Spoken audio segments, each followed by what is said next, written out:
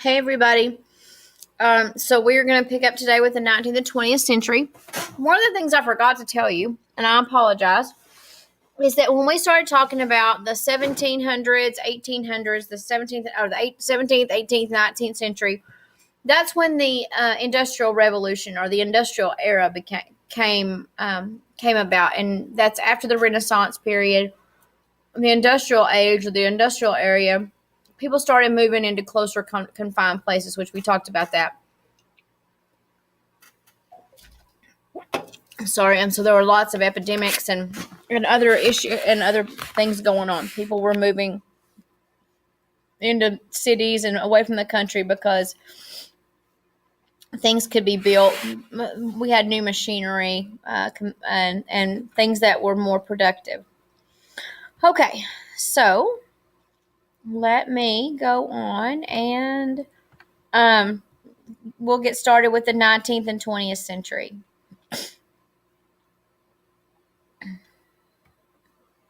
So in the 19th and 20th century, Joseph Lister, and I can always remember him because of Listerine. Listerine is an antiseptic mouthwash. I know that sounds crazy, but that's how I remember him. He was the first doctor to use antiseptic during surgery. So if we think back to the ancient Egyptians, they used antiseptic bandages to preserve bodies. Even though they were extremely strong antiseptics, we still used them. So Joseph Lister decided if you used antiseptic to clean your hands, to clean instruments, and also even to spray it or to diffuse it in the air, it may cut down on infections and improve prognosis after surgery. It did make a difference, though surgery was still very serious and very dangerous. And you learned about Lister in your in the video that you watched to introduce the history of healthcare. Ernest von Bergman. He developed asepsis, and so asepsis is a sterile technique that we even though it's advanced, it's still something that we use today, especially in surgical procedures. Robert Nock, he identified the TB, what caused tuberculosis or TB. I'm sorry, you guys, I have a really bad sore throat today, and as you could tell yesterday, my voice was real deep. I've had a sore throat for a couple of days, so I apologize. By identifying the TB germ, then we could figure out how to treat it, how to isolate it, and what we could do about it. And we started isolating people with TB at that time because we figured out it was communicable. It could be spread from person to person. Wilhelm Röntgen, he discovered X-rays, which was a huge thing for diagnostics. Maybe before we would have to look at someone to tell if a bone was broken or that's basically what we would do is look if there was a growth. We could see it on the outside of the body, but we couldn't see it before. So he discovered X-rays, which eventually were utilized to make X-ray equipment. Ehrlich, he discovered the effect of medicine on disease-causing microorganisms. So Ehrlich figured that antiseptics would break down microorganisms, that clean it, different kinds of things like that, that there was an impact that certain medications would also affect microorganisms. Crawford Williamson Long, you guys learned about him. He discovered anesthesia, which was used in the form of ether. He used it in surgery. You guys saw him doing that surgery on that gentleman's neck. Alexander Fleming, in the 30s, in the late 20s, 30s, Alexander Fleming discovered penicillin. That was the first antibiotic. And how an antibiotic works is that it breaks down the cell wall of the bacteria so it can't continue to grow. And so Alexander Fleming was his invention of penicillin, or his discovery of penicillin, had a huge impact not only on illness, but if you think about it, when he discovered penicillin was about the time World War II started. And by using penicillin on soldiers, we were able to get soldiers back out and prevent them from dying, and it actually helped us win World War II. Jonas Salk, he discovered polio. Discovered that a killed polio virus would cause immunity to polio, so he developed the polio vaccine.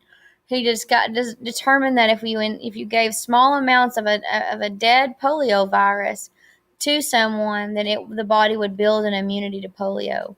Like smallpox, polio has pretty much been eradicated in most of the world. We're seeing more of those kind of things come back because people don't vaccinate children the way they used to. But for a while, there were no cases of polio in the world. Alfred Sabine, he discovered that live viruses provided more effective immunity.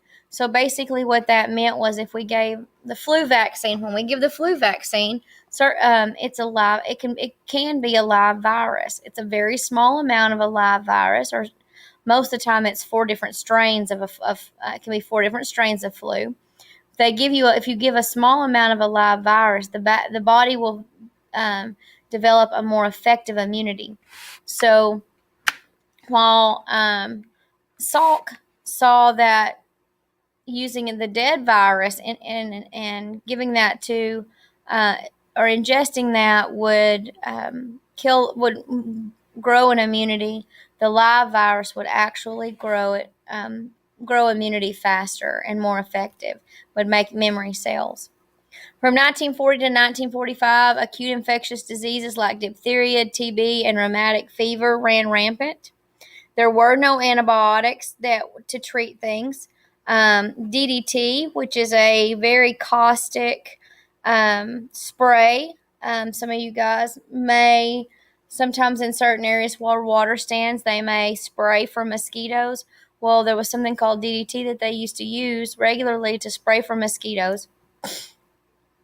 That was not available then. When they go out and spray at night, tell everybody to stay in the house. Basically, all they could do for TB was tell you to rest. They put people in something called a sanatorium, had them stay in bed and rest. It didn't really cure it usually. We did realize they did a study. You may have heard, well, I don't know if you've heard it or not, but when they tried to figure out what was causing typhoid fever, they traced it, a strain of typhoid fever in New York, they traced it back to a woman named Mary who used a specific water pump and was very unclean, and she was spreading typhoid fever. So we figured out that if we cleaned water better and had better sanitation systems and better water for cleaner water, that it could cut down the spread of typhoid fever. During the early 1900s, also a diphtheria vaccine was implemented or was discovered. We get that as a diphtheria and tetanus shot now. You got one when you were little. You got one before you went into junior high as well. Hospitals were still basically places where people went to die. Like I said, they had sanatoriums. That's what they called. They were a TB hospital, a hospital specifically for tuberculosis patients. But people really just went there to die. Most people did not get well there. Doctors were family practice doctors. They really didn't have specialists then. So basically, the doctor you went to for the cold was the same person who did surgery, was the same person who took out your appendix, was the same person who took care of broken bones. And so, now we have a specialist for everything. We have general surgeons that do certain kinds of surgery. We have orthopedic surgeons. We have gastroenterologists. We have cardiologists. Well, in the early 1900s, there was just one type of doctor, that general practice doctor. Your family practice doctor was who took care of everything. Between the 1945 and 1975, more immunizations were developed, and it became much more common for immunizations to be given to children, to adults, or at different ages. discovered more antibiotics, more types of antibiotics, and utilized them to cure different bacterial infections. Surgery became more safe because we learned to use anesthesia better. We learned more cleaner practices, safer surgical practices. We learned about recovery. We learned more about nutrition. They started to transplant organs. Lifespan went from about 30 years old to 60 and 70 years old. And we also started to see, with as people started to age, we started to see more chronic illness. So we started to see congestive heart failure more, and cancer and heart disease, because people live longer, and we were able to study different types of illness. So we started to see those chronic degenerative diseases. New health hazards that happened during the 40s. So this is kind of a unique picture. This guy does have on a bathing suit. I will let you know he does. But some of the health hazards we saw were obesity, neurosis, which would be considered a mental disorder, lung cancer, hypertension. We also figured out that things were familial, so that cancer can be genetic, diabetes can be genetic. We also had families that, in the 40s, 50s, and 60s, dad worked, mom stayed home, or mom worked, dad worked, mom stayed home with the kids, managed everything. And we get to the late 60s and 70s, and women went out into the world and worked more. There was more divorce. There was more changes in the world. More opportunities were available for people in general. And so that family unit started to change, and the way that different stressors impacted families.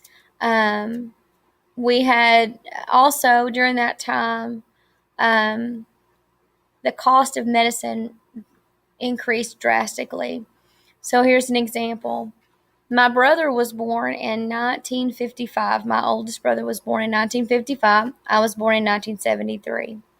When my brother was born, the hospital bill, including the doctor's portion, was $75. In 1955, it was $75 for my brother to be born in a small hospital. When I was born in 1973, it was about $3,000. Today, natural childbirth, and we were all born naturally, natural childbirth costs around $10,000 by the time you pay the doctor and the hospital to take care of the baby for 24 hours in the hospital. It's around $10,000 to $12,000. If you have a C-section, it could be anywhere from $45,000 to $100,000, depending on what's going on. So the cost of medicine has consistently risen. 1975 to present, we started to be able to develop artificial parts. So prosthetic limbs, artificial valves for the heart. They made an artificial heart. We have things called an LVAD that people have now who have congestive heart failure. They give them a medication called Milron, and they have this basically external machine that helps their heart function appropriately. We have pacemakers and defibrillators. We have external, they're called life vests, but it's an external life vest. All kinds of artificial parts that can be used to help us prolong life. We have the Genome Project that was completed in about 2000, and so we have biogenetic engineering. It's a very rapidly growing career, but where we can look at the genetics of a family and determine whether or not someone's likely to have an illness. And we have something called the BRCA2 test that can help determine whether or not if your mother or grandmother had breast cancer, you might potentially have it. In the 90s, early 2000s, they cloned sheep, which brought about things that could potentially be bioethical issues. Would it be okay to clone a human? Can we clone organs? Can we clone cells? What is ethical related to the things that we can do with cloning? In the 80s, HIV and AIDS became an epidemic. and we learn to manage to treat, and now now people with when we catch HIV and AIDS early on, we have drug regimens that they can take that can basically keep their viral load very low. Same thing with hepatitis, those bloodborne pathogens.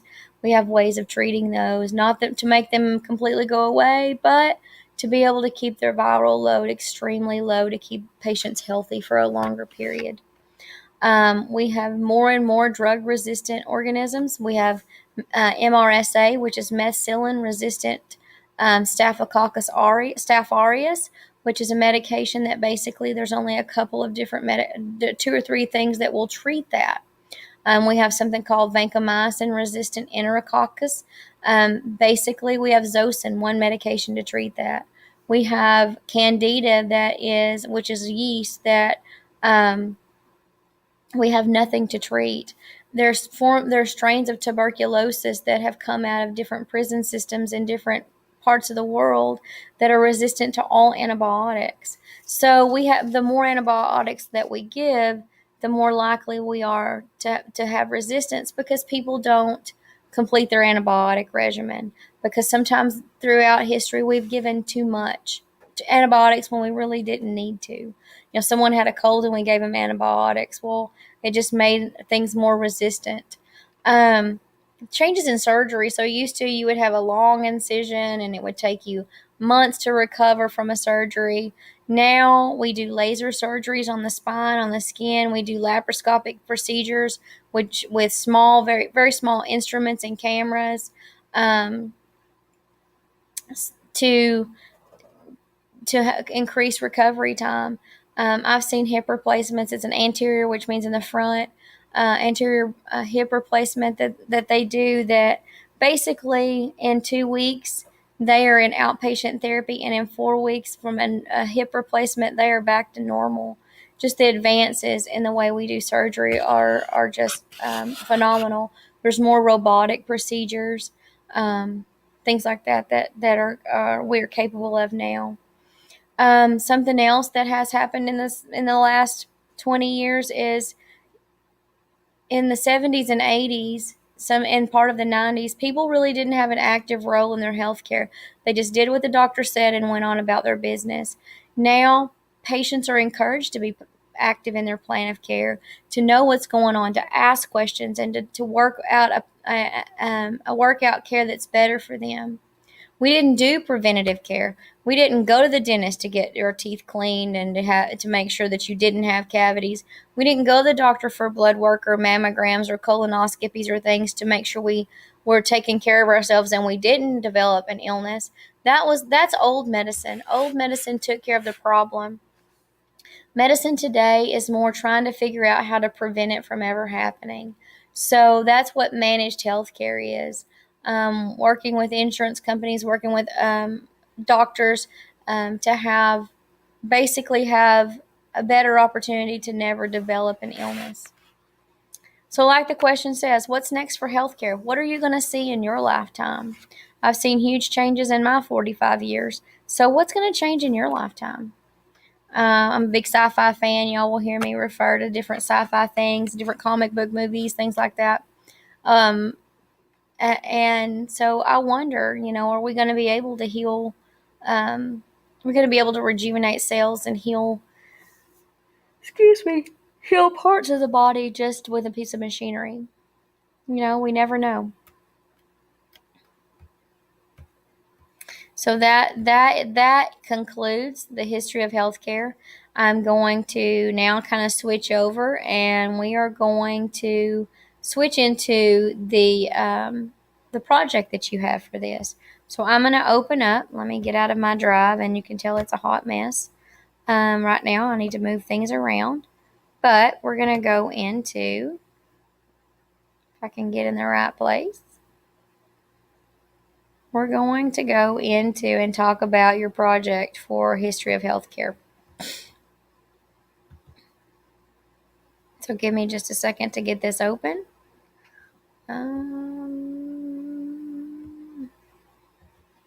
And we're going to talk about your History of Healthcare project. So what you're going to do is you are going to, and you will have a copy of this posted on your classroom along with the rubric, and your in-class proctor will have it as well. What you're going to do is you are going to create a biography, a one-page biography. In this one-page biography, you are going to you're going to choose a significant person from healthcare, or you can choose a significant event. Each biography needs to be different. So no one can do the same person or the same thing. So you're going to post your choice on Google Classroom. And when you choose something, you have to make sure no one else has posted it already. If they've already chosen it, then you're going to have to pick something else, okay? Each biography should include the person's full name and date of birth, their lifespan. So if someone's still alive, you're going to say, maybe you're going to tell me that the person is currently living in Modesto, California with their family. Or maybe they passed away in June of 1724. You're going to tell them they're going to talk to me about their lifespan. You're going to see what you can find about the education of that person. Did they go to Harvard? Did they go to Yale? Were they educated at a state school? Did they get their education from learning from other people? How did they become who they are? What was the important contribution that they made to healthcare? What did they do that was so important, and why was it important? Other interesting facts about the person, Ben Franklin invented the bifocals. We know that, but he also did some other really cool things. So you might put some other important or some other information about that person. Talk about struggles they encountered. Did they have a learning disability? When they figured out what they thought was when they figured out their process or their invention or their creation or their idea, did people accept it, or did people make fun of them, or did people say they were crazy? Did they have a hard time publishing their findings? What hurdles did they have to overcome to get to that point? What awards or other notable achievements did they receive in their life? Did they get a honorary doctorate? Did they win the Nobel Peace Prize? Were they awarded something from the New England Journal of Medicine? I also want you to have an image of this person. So you're going to have an image of the person, not half the paper, just a small image. You can text wrap around the image. This should be about a page long. You also need to cite your sources. So whatever source you use, be sure that you cite your sources. And you can use MLA format, which means you can use EasyBib, but they need to be on a separate piece of paper. You need to have a works cited page. This lists the objectives of what you should get out of that. Material you're going to need: Chromebooks or iPads or MacBooks or whatever you have, Google Classroom, Google Docs, or Google Slides. Google Docs, you're going to do it on a Google Doc, but you're going to present this information to the class. A very quick, short presentation, maybe like 2 minutes or less.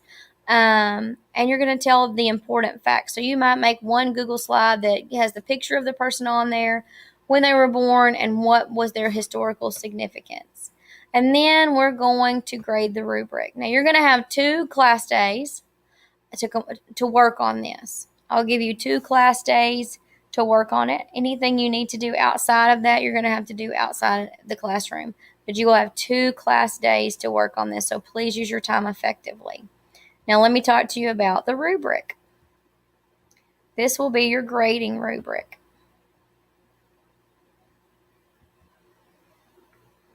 Okay, my computer's a little slow today, I'm sorry.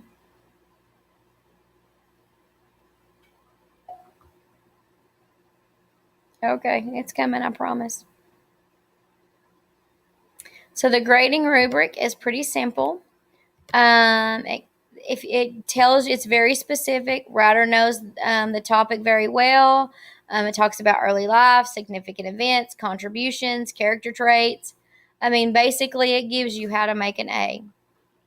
So the first, this part, and let me go in and make this a little more clear, if I can. So, oops. And I apologize. This is 20. This is worth 20 points. This is worth 20 points. Organization is worth 20 points. Okay? The voice part is worth 20 points. So you have to get all 4. You have to get a 4 to get all 20 points. Word choice is worth 20 points.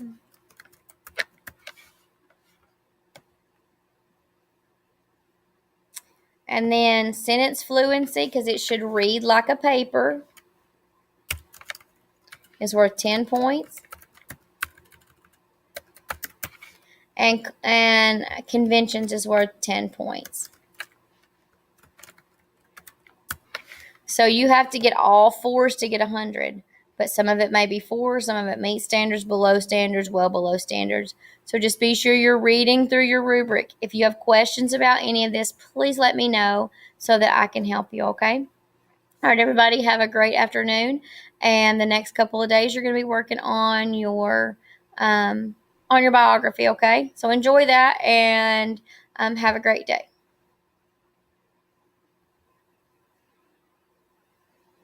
Well, that's if I can get my... There we go.